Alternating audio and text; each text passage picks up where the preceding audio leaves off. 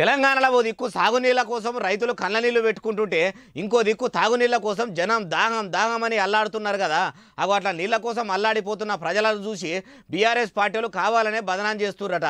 నిజంగానే కాంగ్రెస్ను కార్యకర్తలు బదనాం చేస్తుర్రా అంటే ఏమో బస్సుల మంత్రి పొన్నం ప్రభాకర్ అన్న అయితే ఇట్లా అంటున్నాడు. మరి వర్షాలు సెప్టెంబర్ లో వాడాలి, మీరు అధికారంలో ఇప్పుడు కరువస్తే మమ్మల్ని బదనాం చేస్తారు. ఇది ప్రకృతి, మీ తప్పు కాదు, మా తప్పు కాదు. నేను కూడా అంటారు సెప్టెంబర్ లో వర్షాలు పడకపోతే ఎవరేం చేయాలి? అవు మరి పొన్నమాన చెప్తున్నట్టు సెప్టెంబర్ దాకా కూడా అధికారంలో ఉన్నది కారు పార్టీలే కదా. అప్పటిదాకా అంటే చలికాలం నడిచింది, నీళ్ళకి ఏ బాధ లేకుండా గడిచింది కావచ్చు. ఏమంట కాంగ్రెస్ అధికారంలోకి వచ్చిందో ఎండాకాలం వచ్చింది. ఎండాకాలంలో నీళ్ళు అడిగంటే కరువు వస్తే మీరేం చేయలేరు, మేమేం చేయలేము అంటున్నాడు.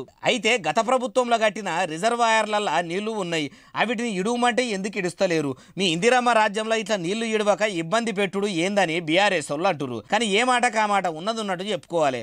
తెలంగాణ రాష్ట్రంలో మాత్రం నీళ్ళ కరువు అయితే ఉన్నది. ఇప్పటికైనా మించిపోయింది లేదు సారు. మీ పంచాదులు పంతాలు పక్కకు పెట్టి నీళ్ళిచ్చే ప్రయత్నం చేయండి అంటున్నారు సాగు నీళ్ల కోసం తన్లాడుతున్న ప్రజలు.